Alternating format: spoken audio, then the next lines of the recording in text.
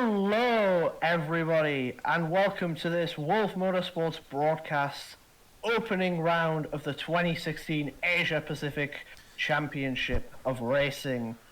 Will it be a sweep for Boa, as all the media pundits are predicting, or can others, such as Kirov, Valbuena, or McNeil, challenge for the APS title this season? I'm alongside Wolf. Hello, it's good to be back for another season of this wonderful championship. Can't wait to see the Rising Stars perform this season. And we also have a third man in the pit lane. We have Johan. Hello, Ginger and Wolf. It is a delightful day here in Singapore to be out here, and I just want to say we need to pay attention to some of the guys lower down the field, maybe making an impression, including the two Zampellis. They're starting in a good position. They could be in a good position to get some great finishing position for the Constructors' Championship to start off this season. Thank you, Johan, for your input. Zampelli, his team to look out for as we head to the grid, where we see, unsurprising for many, the two Boa Esperanças blitzing the field, getting the front row lockout. Gustavo ahead of his brother Ricardo for 1 and 2. On the second row of the grid, we got Matthias de Wolf, the Belgian driver, looking to perform well for Team Kirov this season, and up-and-coming American star, Molly Fox for MRT Valbuena. She's looking to be the first American in the WMC in a while.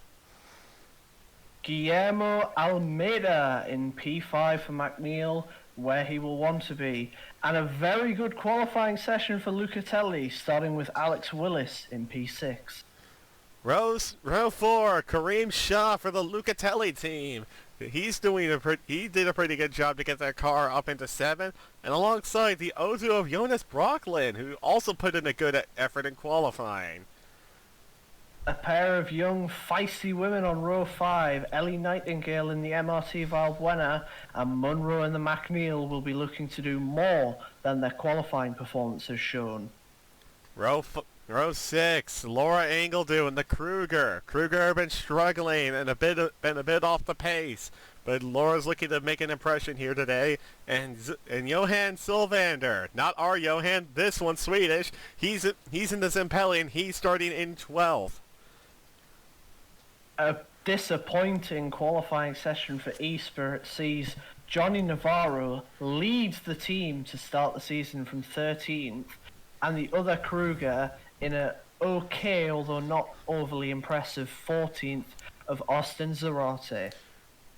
It's a good qualifying position by their standards. It's Estela Batista in 15th for the second Zampelli, and the unwell Harbuzzi starts in 16th place for Cortorsi.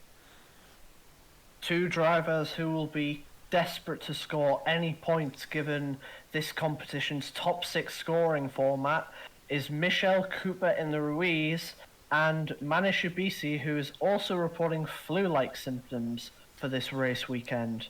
A very bad qualifying for Freya Larson in the E-Spirit. The Danish driver having a disappointing start to her season, and Artem Mikhailov, the Russian in the Ruiz, is also struggling as well. Two drivers many will expect to see back here for most of the season, it must be said. Nicolo Strambi in the first Ozu and Sebastian Ali in the Kreantinich. Sebastian Ali also reporting some issues with his own physical health. And on the final row in the back row of the grid, two drivers who were expecting to do much better in qualifying, Benito Haiso in the second Cortorsi Corsa car, and Go Kanjaro in the Team Kirov car, the Japanese driver, 2.7 seconds off the pace, and very frustrated to be so far back. But with that, let's go to the start of the race, where we have 1, 2, 3, 4, 5 lights, and it's foot to the floor as brilliant start from I believe Gustavo Costa has contact at the back. Multiple cars involved at the back. I saw one of them is Stramby. And we got a Kruger involved as well. We got a Kruger involved. I believe that is Zarate. We've got an Antioch in there. That's Sebastian, I believe. Ingledew's involved. Heiso's involved. There's many cars involved at the back of the field. Harbouzi somehow got away with it. It's a Costa 1-2 up at the front of the field. I believe that is Ricardo ahead of Gustavo up at the front as the two Boas going side by side into the sweeping left-hander. No, that's surely not going to work. Down the inside goes one of them. The two brothers are dueling for the lead on lap 1 already. And as expected, the Boas are very strong out the gate. But look at Fox. Fox up into third past the Wolf and Almeida. Fox up into third for the MRT car as Ricardo Costa is the leader at the end of lap 1. What a hectic start as multiple cars are trundling around at the back of the field. At least 5-6 cars involved at the back of the field. We throw it down to Johan. Who's involved back there? Yes, and I'm seeing that there are 6 cars down at the pit lane. It's Austin Zerani, Harbouzi, Ibisi, Nicolas Strumby, Laura Ingledew. A lot of cars have significant front wing damage. They need to be as quick as possible without, a bit of an unsafe release from Zerani. They're trying to make their way through, but Strumby had the least bad damage of it. But this is not good news for any of these guys who wanted to make an impression in the opening lap. They've lost almost a pit stop and a half right out the gate. They'll have to think of something different now. Is that both? That was both Krugers involved in that I heard. That was both of them. Yes, it was, and in fact, Ingledew had to wait a bit there. Did they put any fuel in by chance or no? I think there was half fuel for both cars. We will have to see. We'll have to wait and see on that one. All right, thank you, Johan. We'll keep us posted if you see anything for more action down there. But as we go back to the battle up front with Fox and Almeida fighting for third, and a wild DeWolf is in the mix as well. That was a hectic start there, Ginger. It was a hectic start, but do you know who it wasn't a hectic start for? The two E-Spirit cars. Although they won't want to be here the whole race, they are 13 and 14, having avoided all the debris and all the damaged cars. Sylvander and Batista both survived the lap 1 chaos as well. 10th and 12th at the moment for those two. They just need a good finish. Indeed. As battles out front here, Molly Fox seems to have got away from Almeida, who's cost himself a position going for P3. Oh, and look DeWolf at that move! Wow! What a dive bomb! That Two was positions, one corner, Jessica Monroe. Monroe out of nowhere with that move. That was amazing from the American driver. What a move! Meanwhile, I know it's lap 3, but it already seems to be that the checkered flag, barring incident, will go to Eboa/Acosta as a 4-second gap between the two, who are even fighting, probably costing each other time. That's Gustavo and Molly Fox, who leads the pack in third. That's Gustavo in car 2, who's in the second in car 2, who is following the number 1 car of Ricardo in front of him. So they're going at it for the lead. They've got a gap over the rest of the field as Fox seems to be a slight Fox, despite having a great start, appears to be a rolling roadblock for the field behind her. As Sebastian, we're being told, has made a mistake for somewhere in the back amongst the cars who were involved in lap 1. But look at this train. Normally you hear about a different kind of train, but it's the Fox train today. As there's a battle between, I believe that is Shaw and Willis for 6 and 7. The teammates going at it. The two Lucatelli teammates are going at it as Moreau tries to hold off her teammate as well. We've got teammate battles all over the place. Ignoring the front two, this pack sort of realistically down the rest of the field, barring Heiso 3 seconds off Kanjiro. They're all in it. eight and a half, 9 seconds between Fox in third and Kanjiro in 17th. Speaking of Three Fox, or she's four on the bad laps, and you can fall down that order very quickly. Speaking of Fox, she's on the defense from DeWolf. DeWolf is on the attack. The wolf is hunting for its next prey, and it sees a wily fox in front of him. As Nightingale, Wolves don't normally hunt foxes, but in this case, this does. Belgian wolf has hunted this American fox, and it's for a podium position. Indeed, brilliant move in the first sector, I must say, because that's not the easiest sector to pass in without a tire advantage, and DeWolf made it look easy, but Fox down the inside!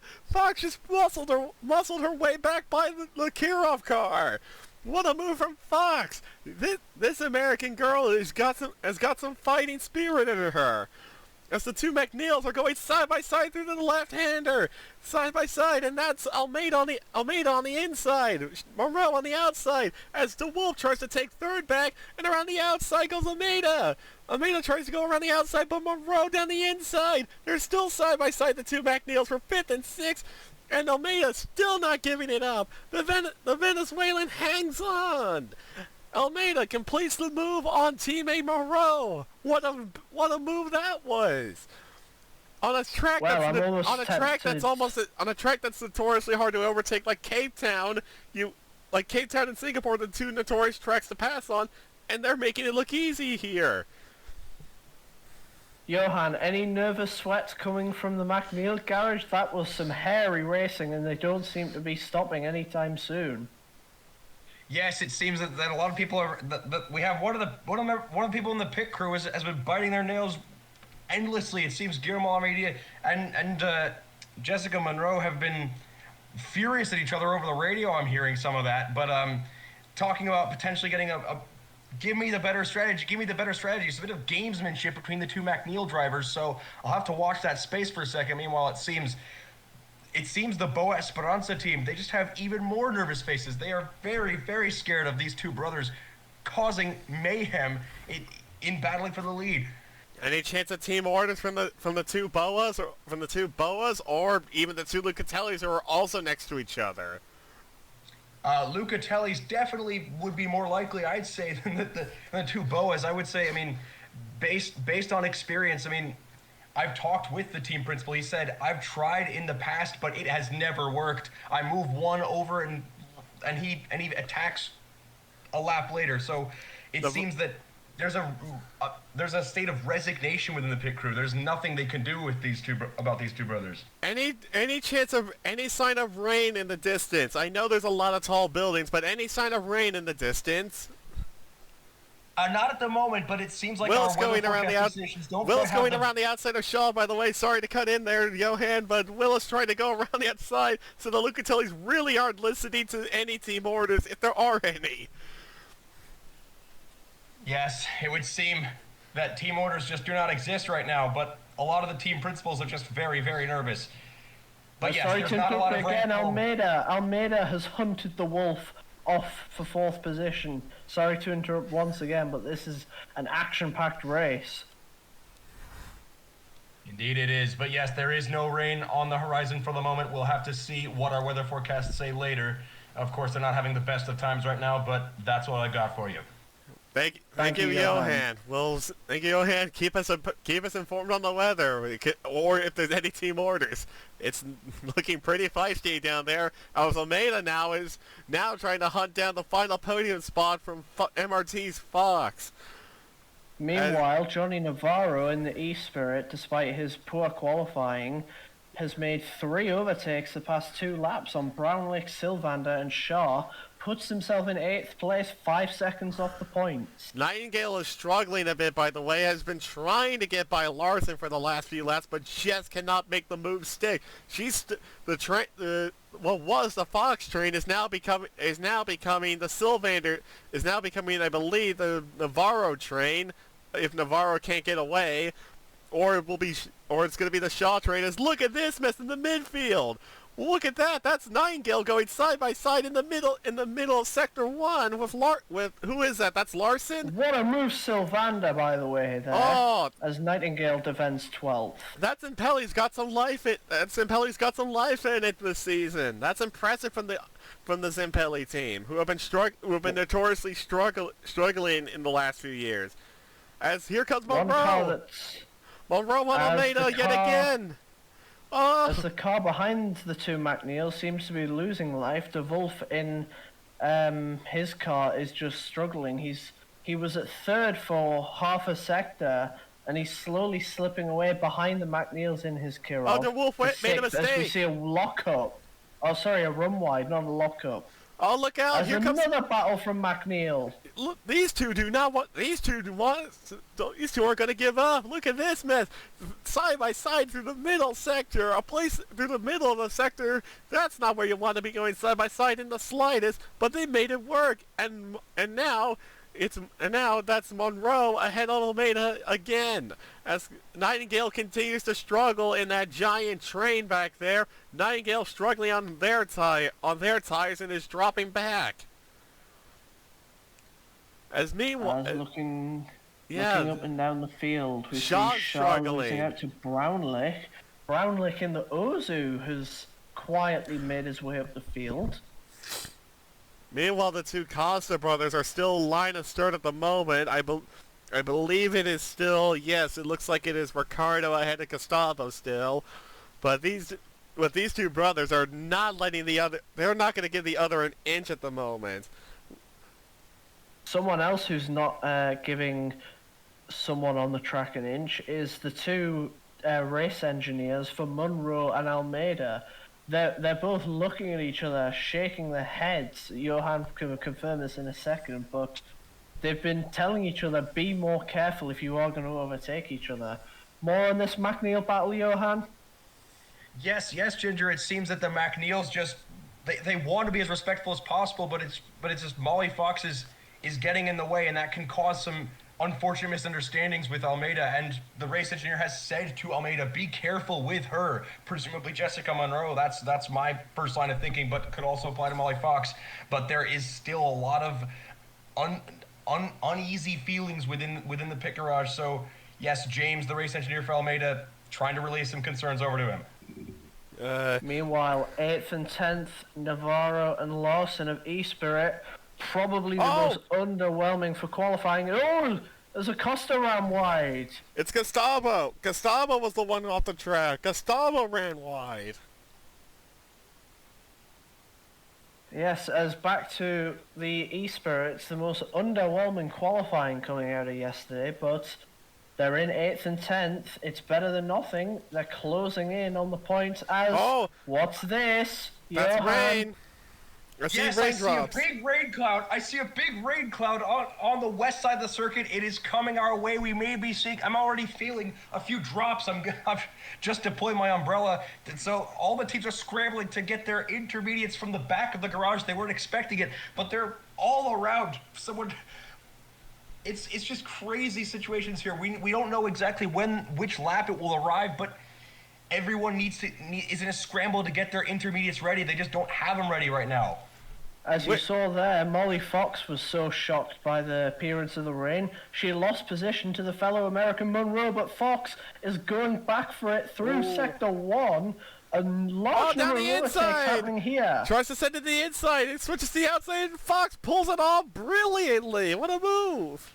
The two Americans going at it. And Fox pulls it off. But I also just realized, Johan, and maybe you can confirm, which Costa brother is going to get there's never mind. I just saw Almeida was just given the call to go ahead of Monroe. I was about to ask who's going to get the pit priority between the two Costa brothers up for the lead. They're too close to each other to double stack if they refuel. It's hard to say right now, but I feel like based on history, it would probably be Gustavo because he always gets the first pick. But with Ricardo being in front, I don't know what to think. And obviously, we hear on the team radio, what a stupid action, said Gustavo. You were talking about his mistake earlier. These guys are not happy with each other over how they're racing. So all bets are off in the Bo Esperanza pit garage right now. It seems like it's going to be all bets off for the podium in a sec, because here comes the Wolf, and here comes Monroe and Monroe and DeWolf, and Willis is now getting in the mix as well as Fox going slightly deep there. That's right. I can see some spray coming up now. The rain is closing in.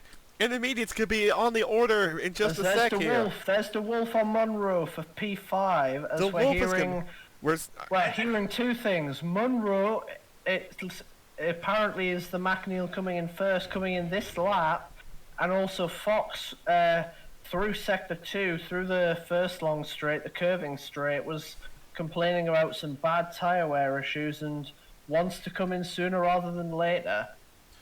Could be a good call for intermediates, but the big question is, the two Costa brothers are coming to the pit lane. Which one is going to get the priority here?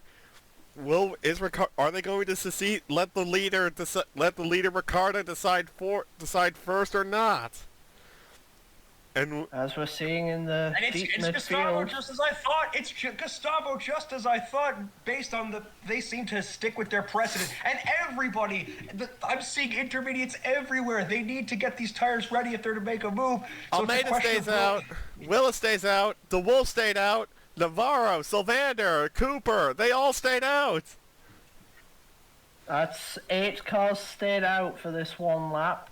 It looks like the other 10 who were still in the lead pack have all come in. We will see about the other 6 who were further behind anyway. As the other 8 are likely to come in on this lap, I don't see any reason why they wouldn't.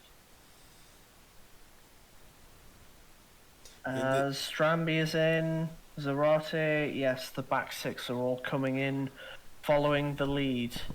Oh no, Ingledew actually. Ingledew stays out because both Krugers were involved in the lap 1 collision, so Ingledew stays out. Sebastian stays out as well as his teammate Abisi was also involved in an incident. Here comes Ricciardo. Here comes the leader. Leader Ricciardo is in.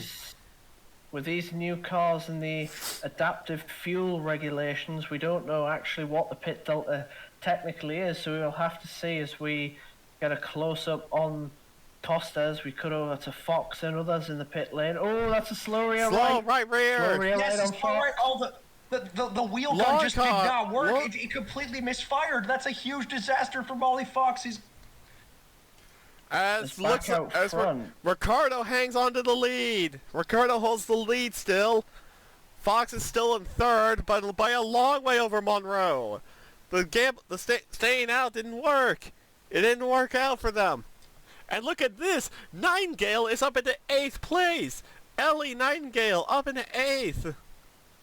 Oh, but could that be fuel? Because I do not remember seeing either of the MRT Valbuenas fuel up, and Fox suddenly has an 8-second gap to Monroe and DeWolf. You're right. I didn't see a fuel.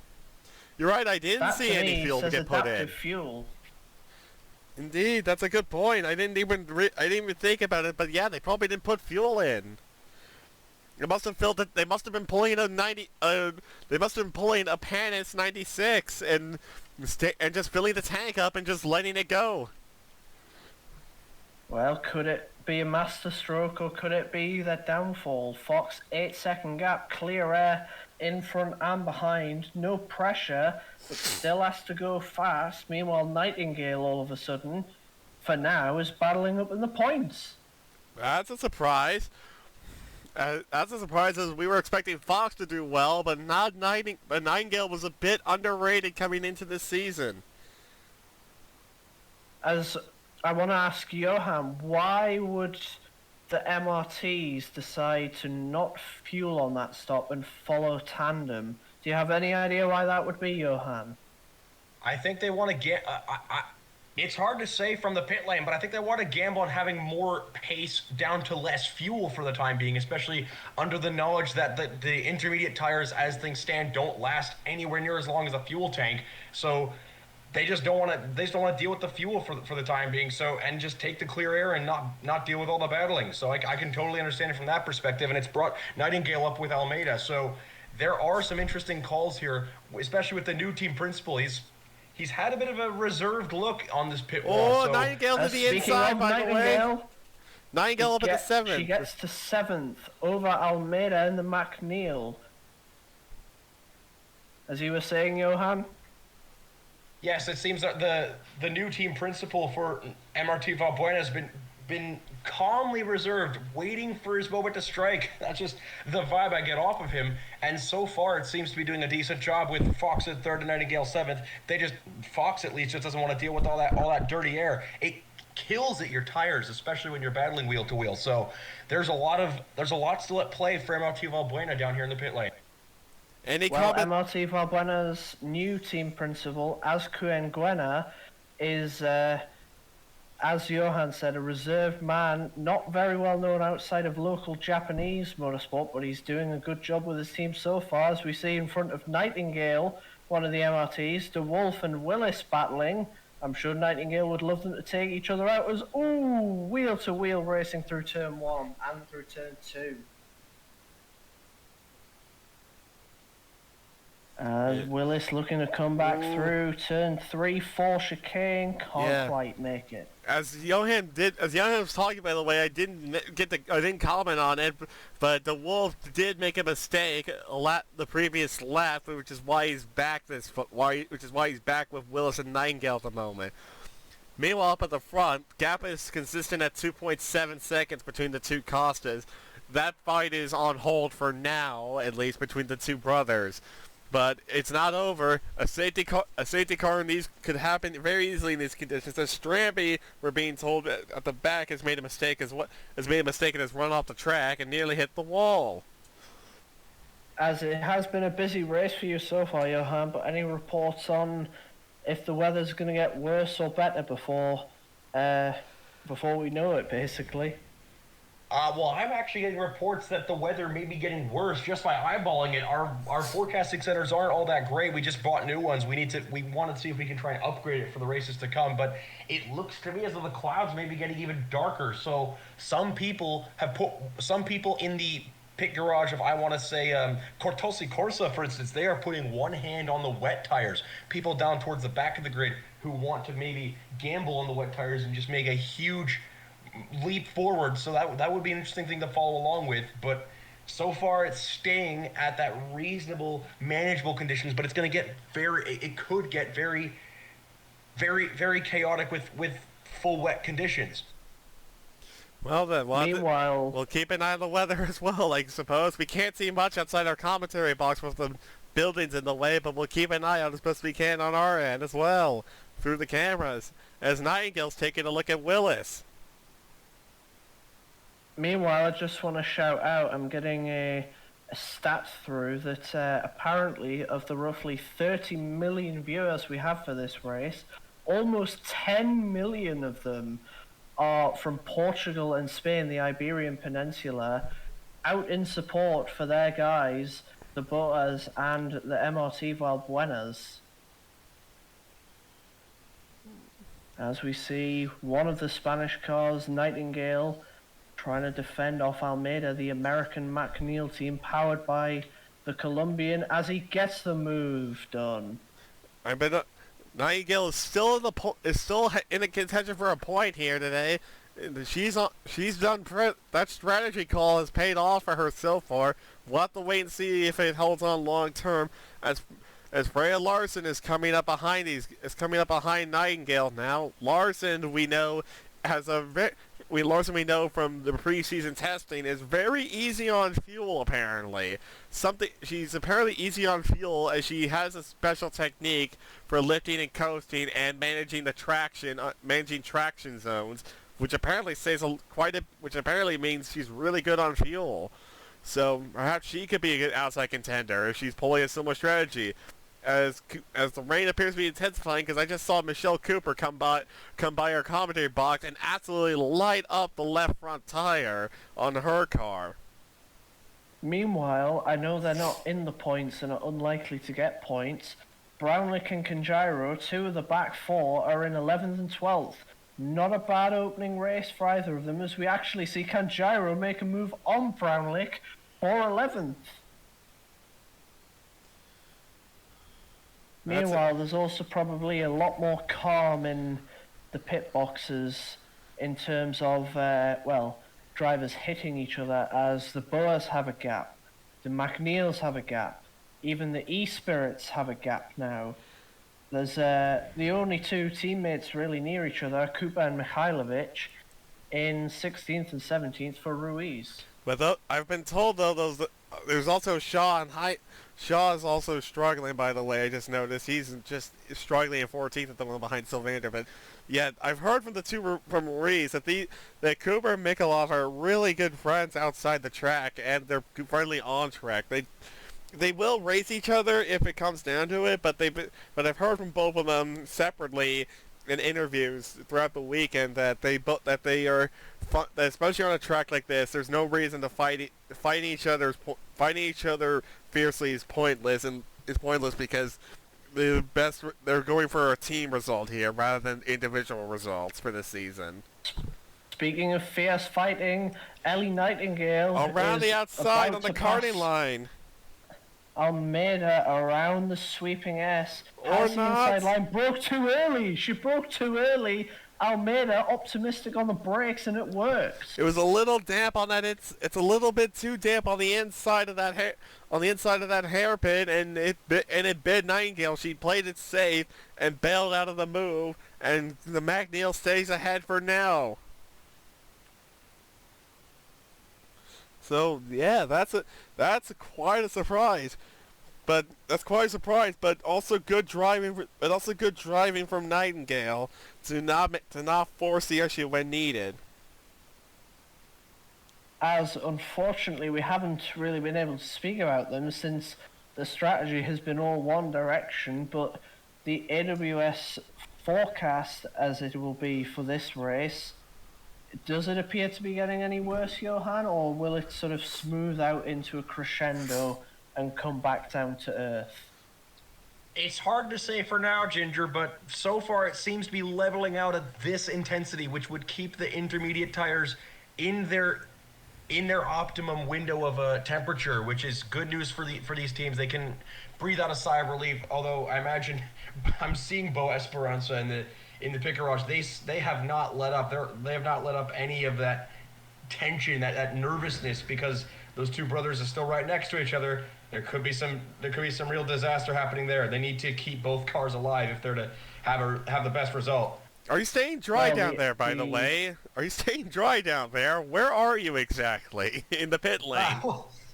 I'm trying to stay as dry as I can. I have an umbrella, but it seems to not be working all that well. There's a couple of holes in it. But I am nearby the Bo Esperanza pit garage. Obviously, it's the most nervous pit wall, so there's a lot of things to look at from there. But I'm gonna try and make my way down the field, see what else needs to be said.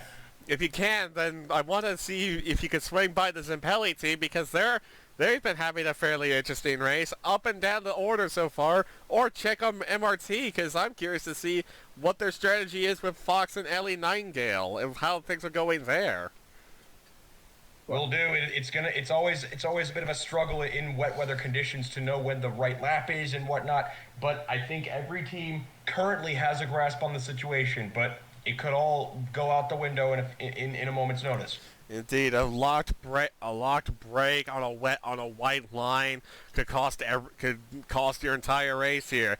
As we get a nice drone, as we're getting a nice bit of a drone shot here from behind the second of the two Costa brothers, Gustavo, trying to chase down brother and possible championship rival Ricardo here at the Singapore circuit. I love this camera shot of looking of the drones flying behind them. The high-speed drone was tested near the end of last season by the governing body, and this is a great camera shot, guys. It's a great camera shot to look at, even in the rain with the spray. The camera is very good at seeing through the water. Much better than what the drivers are able to see through the spray at the moment. As there's a lockup, the right Ellie Nightingale almost hit the wall, smoked the right front tire, and has dropped back a bit from Almeida and the McNeil. As going back to my favorite thing, that being Stramby just smoked his tire as well, by the way. Our commentary booth's just outside turn 1 and is between turns 1 and 2, and Stramby just smoked his right front as well, I think. As going back to my favorite thing to talk about, that being the strategy. If we cut back to earlier in the race, everyone's super softs, being no tire restrictions, given there's just a single shootout session. Everyone's super softs went about 20% race distance. These inters and these wets, as Cortez have designed them, should go about 50% as... Oh, who's that off? That's Willis in the Lucatelli interrupting my speech. But yeah, so not a good place to put your car. Far too deep. Locked up both fronts and then lost 2 positions in that. Drops him out the points. Oh yeah, this race won't give up. There's action up and down the field. As we cut to Fox making a lockup off in the backside of the circuit. Perhaps that's an odd corner to make a mistake in, but nice save. Nice save and a little bit of cadence braking to make the lockup not too bad. But yes, so back to the strategy. Cortez say the intermediates and the wets shall be designed to go 50% of the race distance at all tracks, which means here you're looking at a push 28, 29, 30 laps. That means under normal racing conditions, having pit laps 12 and 13, these tyres could go up to lap 42 without further incident. Obviously, lockups, run wide, hitting patches, that'll all destroy the tyre, but if it all goes well, you could get even to lap 45 on this set of inters. Indeed. We'll have to wait and see what happens here, though, as it's not... We'll have to wait and see what happens, though, as right now everybody's kind of settling into a rhythm now. They're just trying to clock off some laps here and wait and see what the weather does. They're weather watching, but also trying to get a good rhythm going in this. But they're getting into a good rhythm now in the rain here, as battles have subsided for the moment, but it's not over yet. This race is long from over. We're just over the halfway mark now, so we still got a ways to go to see how this race plays out. As scanning down the field, the battles seem to be mellowing out, unfortunately, with the spray and the rain and the extended dirty air that you get from conditions like these not being favourable. Although the Ruizes look to be having a little bit of fun out here and towards the back end of the midfield. Indeed. These two... Oh! Problem! Up at the front! It's Ricardo! Ricardo's made a mistake! Ricardo cracked under the pressure and Gustavo is now in the lead! Gustavo to the lead now! As yes, the Costas change positions. Ricardo is tipped to be potentially a better suit for WMC, maybe a second-seeded midfield team. However, Gustavo is often tipped as the one with the better driving ability, being 2 years younger as well, so we'll have to keep an eye on how these guys develop throughout their careers. As we see Willis losing position to Freya Larson, the E-Spirit making a move in the final corner. Yeah, this is, well, things have spiced up now between the two Costa brothers. Just when they said everybody was getting into a rhythm, Ricardo loses his rhythm and almost throws it off into the wall. And he throws away the lead. Well, looking towards the points and the constructors' standings, and, well, drivers' standings are what they are first race. But in the constructors, it will be McNeil, who are tipped to finish second, will be tied with MRT Valbuena due to the way the points system works. Valbuena only tipped for P4, so to be tied second, third would actually be a solid result. Maybe more if Ellie Nightingale can push Almeida out the points, as that will not help. No, it up in won't. turn 7. There have been we've been getting reports of small lockups here, there, and everywhere so far. So far as I'm getting a note from one of our directors, who's behind us at the moment, that apparently that aside from Almeida just locking up in the sweeping left-hander, Johan has apparently got tripped over an air gun or something down in the pit lane and has broken his headset. So we're not going to be able to hear from him at the moment regarding anything regarding the weather. But once he gets a new headset, he'll probably let us know promptly. But Almeida made a mistake, and now Nightingale's up into the points at the moment, and look. Nightingale's up into the points at the moment as he tries as down to the drone cam. Down to the drone cam, following behind Almeida. Looking at that's Nightingale up ahead through the spray in the yellow car, and right behind this camera is, I believe, Navarro. Navarro's behind us. No, that's Larson. Where did Larson come from? Obviously he can't confirm right now, but my best guess would be team orders or Larson having capitalized on a mistake. Larson looking to capitalize on another mistake here. As Indeed. She looks to make the overtake for what is 7th position. It's going to be... As Outfox complained about some worn tires, Nightingale also complaining about some worn tires. However, and I know we can only go on site, it doesn't look like the rain is going to subside enough to warrant dries, unless the new MRT Valbuena principal wants to be very aggressive and make his mark really on this race with a full strategy call. Indeed. But yeah, it looks like there's some teams getting ready in the pit lane at least. I'm not sure. I'm being told that MRT's one of them that's getting ready in the pit lane. So, pit stops for more intermediates perhaps? We're 22 to go. We're well within the window that a second set of intermediates can make it to the end. Yes, but the other question there is, does the rain make it to the end? That's the true question, because you don't want to... It's the worst feeling in the world as a team principal of a junior F4 team before, where you pit your driver with 10 to go, let's say, and then 4 laps later, it's completely dry. It's the worst feeling.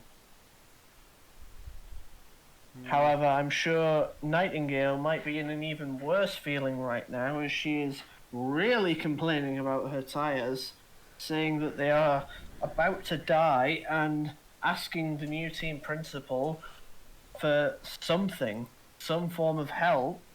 Although it seems the call has just went out to her teammate Molly Fox to come in first. Bit of favoritism, perhaps. Nightingale, I'm being told, just said over the radio, tires are looking quite worn, guys. So it looks like both MRTs are starting to struggle on their tires. But I imagine most of the rest of the field is, considering most of them came in on the exact same lap anyway. So most people probably can't go much further on these intermediates anyway as Fox hits the pit lane. What tires is it going to be? It's going to Those are greens. Those are greens. Green wall intermediates on Fox's car. And look, and there's the fuel nozzle. There's the fuel that we didn't see before. So it looks like they're topping her off on fuel to go to the end. So if the rain doesn't continue, she doesn't have to stop again. She comes out in 7th place, just ahead of Freya Larson, and right behind Almeida. And that's a lockup from teammate Nightingale directly in front of her. Nightingale's in deep trouble. Look at the flat spot on the front right now. That's 3 lockups on that front right, and look at the flat spot, the bumpiness in the car now, as Nightingale does get the call to come in this lap. And oh boy, does she need it. As with 19 laps to go, both Costas still look to be in. Fox is it potentially Fox because... is looking on Almeida. Fox on the inside of Almeida. trying to make the move. Fresh tires. Fox trying to sweep around the outside through turns 1 and 2 as Nightingale's in. Mistake on the mistake for Nightingale. Apparently the front jack got knocked over for a split second. Recovered quickly, but a small mistake from Nightingale's stop.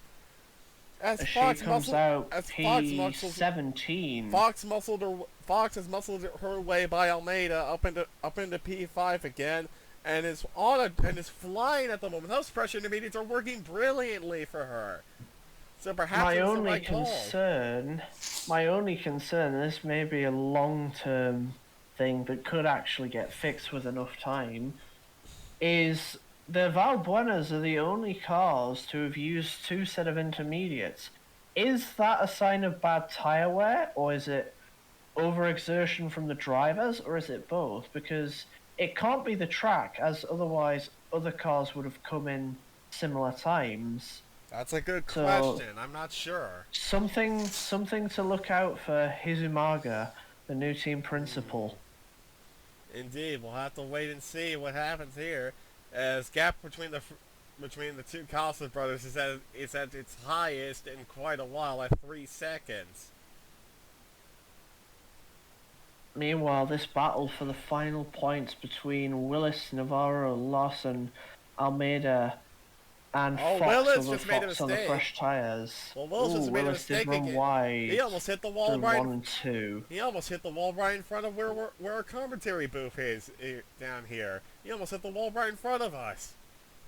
Hey buddy, you don't need to do the karting line through 1 and 2. It's not wet enough for that anymore. Also, you'll get a track limits warning if you do cross that wide line in front of us. But yeah, so this points battle is coming down to Almeida defending both E-Spirits, who, if they can get a point after Saturday, that is worth celebrating as much as Boa, honestly. I also want to point out that is great. Something else I want to point out, by the way, that I don't think has been noticed up until this point. Nobody's retired. No one's retired from the race. Despite all the collisions on lap 1, everybody is still in the race. No one's crashed. No one is retired from a mechanical issue. It's so far a DNF-free race, which is quite a surprise. Off the track goes Ricardo Costa. And now the gap between the Costas is even higher now, at 5 seconds now. Well, that gives them the gap for a pit stop. Even with a little mistake maybe in there, as Monroe runs wide. Still got a gap to DeWolf, but she runs wide nonetheless. That's probably going to definitely confirm that Fox will be ahead of Monroe when Monroe pits, assuming it's for intermediate tires, that is. Which it may not be. We have a look at the forecasting. Speaking of intermediate 3 laps to go, and it could be time for dries. Speaking of intermediate tires, Nightingale was struggling to get by Cooper, who was on similarly aged tires to what Nightingale was using. As now we're getting word that cars are coming into the pit lane, and we believe it's actually Cooper coming in. It is Cooper. Cooper's in. Sylvander's in. That's a red wall dry tire. That's the super soft tire. Super soft tires for Sylvander and Cooper. Same for Cooper. Dry tires. It's dry tires. So now this is gonna get interesting. We have Cooper and Sylvander on dry tires. Is it working for them? We have to wait on the sectors, but it is. It appears to be working. The dry tires just about are starting to work, it looks like. There's just enough of a dry line to maybe make them work. So it could be time for... Heiso. It could be time for dry tires already. As Heiso pits for the Corsa car. What tire is it? Long bit of fuel and dry tires for Heiso. Super soft tires. As meanwhile, you said about there being no retirements, and that may be true on the track, but unfortunately, it's not just Johann's headset. Unfortunately, his whole system in the pit lane is retired for the rest of today. Our sincere apologies for that disturbance for those watching. That's unfortunate. That's unfortunate, but we'll hope. hopefully we'll be able to get that system working for the next time out. As Almeida dies in, Nightingale dies in. I'm being told Mikhailovich as well. I'm being told Fox is complaining about her tires overheating because she's pushing so hard to try and catch up, make up the ground. As more cars come for Super Sauce, it's just about working the Super Sauce, but intermediates appear to might be the favorite tire. As in comes Ricciardo. Well, unfortunately, I think Mr. Hideo Maga's Correction. That's Gustavo. Gustavo was the one who came in first. Monroe's in. Monroe, DeWolf are both in. Fox is in as well. No fuel. I don't see any fuel on Fox's car. That might be an unsafe release between Fox and Wolf. Fox has got the inside line out of the pit lane, and Fox is ahead of DeWolf. And Fox manages to sneak ahead of DeWolf as they're trying to pass Kareem Shaw, who stayed out on the intermediate tires. As Ricardo Costa's coming in, as we believe Ricardo Costa's coming in this time. There's Costa at the end of the pit. Costa's in at the end of the pit lane. We're waiting to see the other Costa come down the start finish straight. There he goes. There goes Gustavo into the lead. Gustavo reclaims the lead.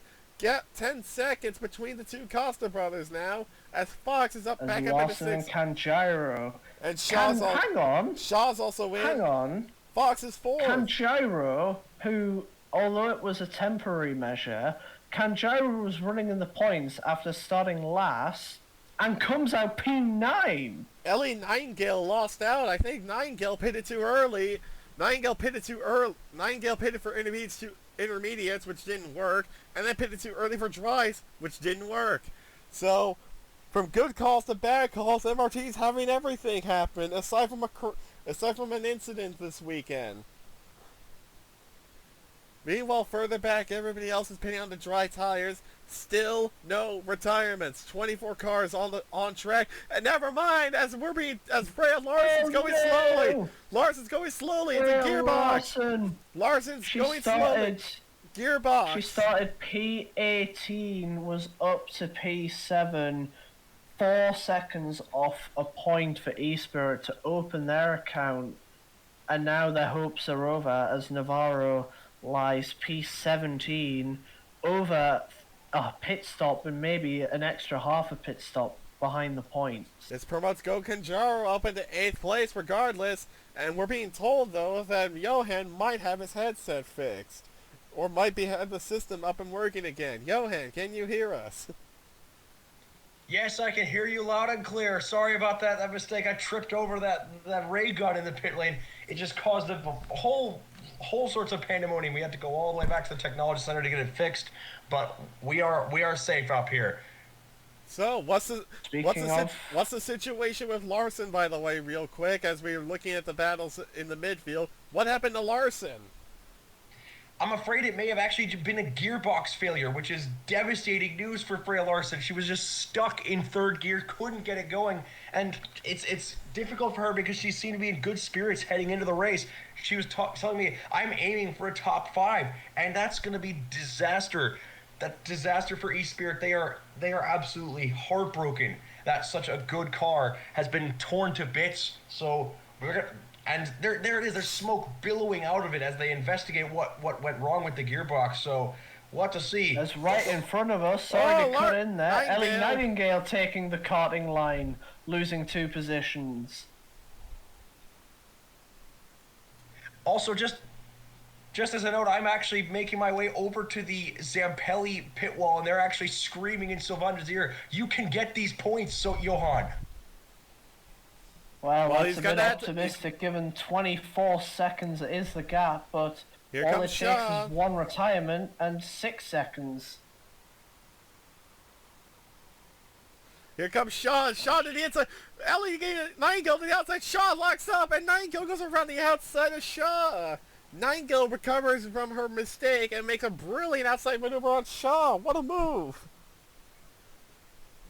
Meanwhile, I just want to go back to Molly Fox. Unfortunately, again, I still don't quite know. I'll have to maybe run down, sneak, and have a look at the tires, if it's Valbuena's tire wear, or if it was just Hizuemana pushing the cars too much and his race engineers pushing the cars too much.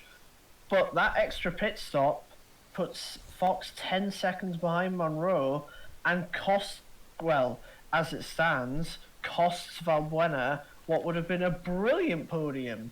Indeed, it would have been a brilliant podium, but we'll have to find out shortly if you can get down there, Johan. Well, I'm trying to make my way over there, but it just seems that the people in the MRT Valbuena pit garage are just stunned silence is the only thing I can say to describe it, because they hoped that they could be a lot faster than they ended up being, and it's just hard to pass here. They just don't have the grip or the temperature of the tires to make it work. So it's a real shame here that Fox wasn't able to get the podium. As on the main straight, that's a Ruiz going slow. It's the Russian of Mikhailovic. Sorry to keep you moving, Johan, but it looks like you got another car to go and have a look at and find out what's up, as that's the second retirement in this race. We went almost 50 laps without a retirement, and then we had two within 5 laps. As Nightingale dueling with Shaw again, as Shaw now is trying to make the move on the Zempelli ahead, but Nightingale's not giving up either. I love this drone camera, by the way, as this is a brilliant shot. Nightingale sends it down the inside and makes the move stick on Shaw again. Brilliant. As Shaw comes back. But Shaw comes right back. And gets him back. Wow. That's a good move. As it appears Johan is getting questioned himself, interesting for a pit reporter to get questioned, but I think Mikhailovic's problem was also gearbox. He was stuck in 5th gear down straight, as if you saw live, Michelle Cooper blitzed past in 6th and then 7th. Oh, Nightingale! Nightingale again pulls the same move, and this time makes it stick into turn 1.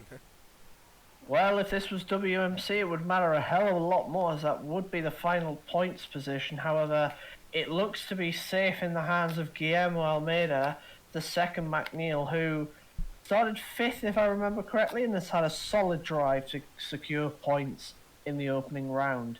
As it stands, heading to the final lap.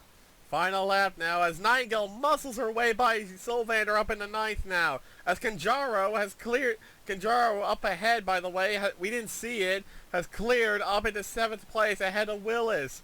Brilliant work from Canjaro, who started last on the grid.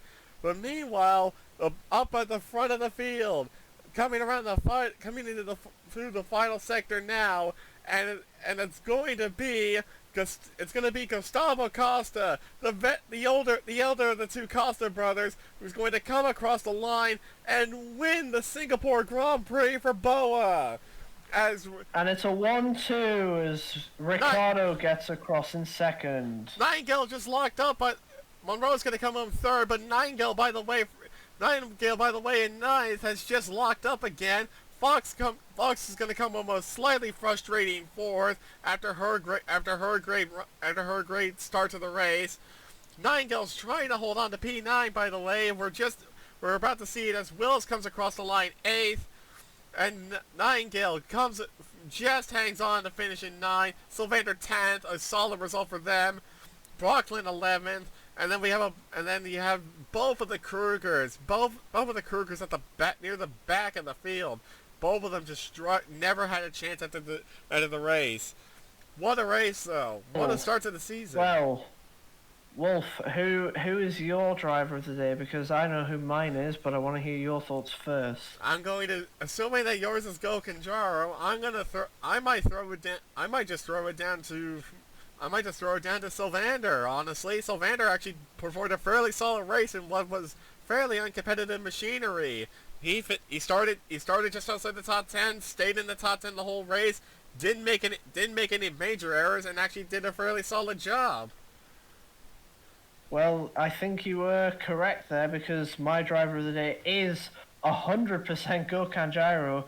17 positions gained, It is the best result for anyone in the APS who started last ever And that's in the whole of the APS. Not even just Singapore. There's never been someone from 24th score points. Gokhan Gyro was one lucky move away from it. Oh, and that's how you get going. That's how you go in the start of. That's how you go from last to 7th in very easy steps. So with that terrible pun out of the way, that is it for the Asia Pacific Cup for today. Round 1 is done, but we've got 10 more to go after this, and and it's going to be a very fun season indeed. As we're gonna head off to the next round in Beijing in 3 weeks time. We'll see you for that one. It's gonna be a great one.